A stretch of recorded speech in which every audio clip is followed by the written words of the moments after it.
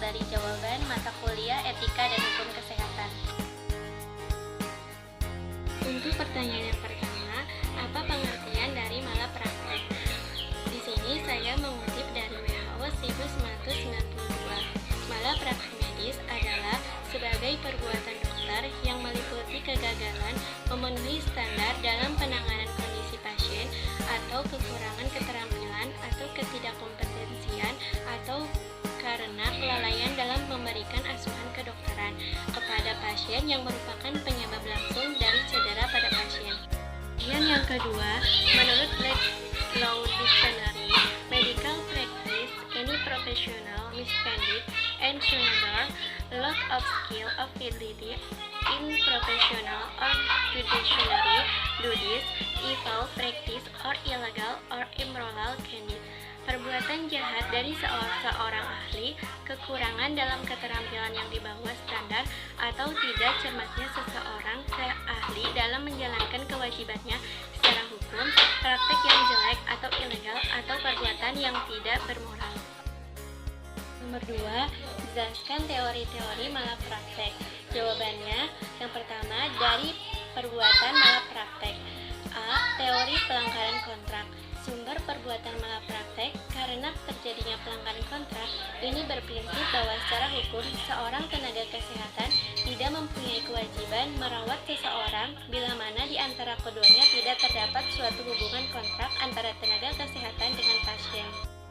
B. Teori perbuatan yang disengaja. Teori kedua ini dapat digunakan oleh pasien sebagai dasar untuk menggugat tenaga kesehatan karena perbuatan malapraktek adalah kesalahan yang dibuat dengan sengaja yang mengakibatkan seseorang secara fisik mengalami cedera. Teori kelalaian.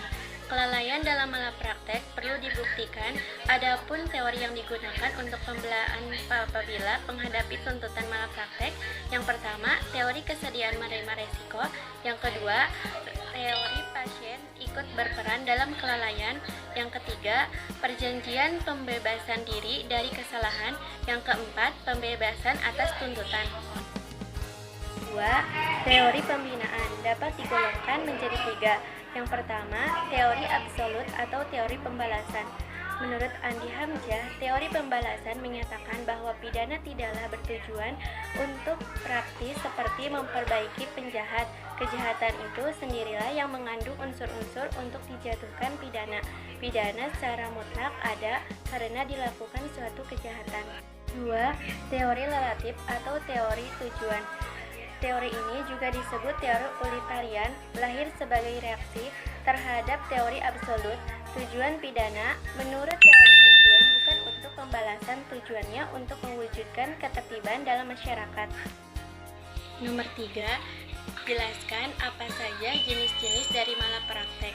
Jawabannya, yang pertama, malapraktek etik. Tenaga kesehatan, dokter, bidan, perawat, dokter gigi, dan lain-lain yang melakukan tindakan yang bertentangan dengan etika profesi. Adapun etika profesi, khususnya etika kedokteran dalam Kodeti, merupakan seperangkat standar etis, prinsip, aturan, norma yang berlaku untuk dokter atau tenaga kesehatan yang lainnya. B. Malapraktek yuridis. Malapraktek yuridis terbagi menjadi 3. Yang pertama, malapraktek perdata. Yang kedua, malapraktek pidana. Yang ketiga, malapraktek administrasi. Nomor 4, jelaskan mengapa harus malapraktek tenaga kesehatan sulit dibuktikan. Jawabannya, karena memang sudah dari puluhan kasus yang dibuktikan di meja hijau. Hanya satu yang menang, itu terjadi karena sulitnya mendapatkan rekam medis dan mendapatkan sanksi untuk berbicara. Nomor 5, apa saja penyelesaian sengketa medik? Jawabannya, penyelesaian sengketa medik dalam hal pembicaraan medik yang dilakukan oleh tenaga kesehatan di rumah sakit dapat diselesaikan dengan beberapa penuntutan, baik secara pidana maupun secara perdata. Namun, dalam perjalanan perkembangan hukum kesehatan, tidak menutupi kemungkinan penyelesaian sengketa medik dapat diselesaikan. Nomor 6, jelaskan bagaimana hubungan dokter dengan pasien.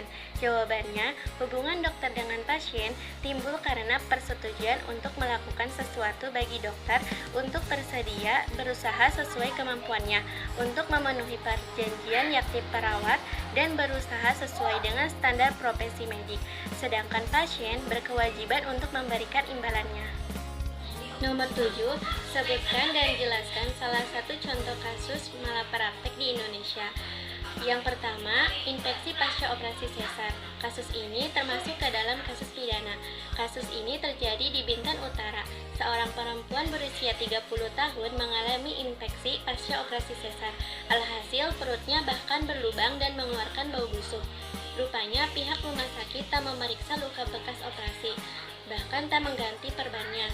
Saat dilihat, ternyata dinding perut istrinya sudah basah dan menimbulkan bau busuk. Sekian dari saya, kurang lebihnya mohon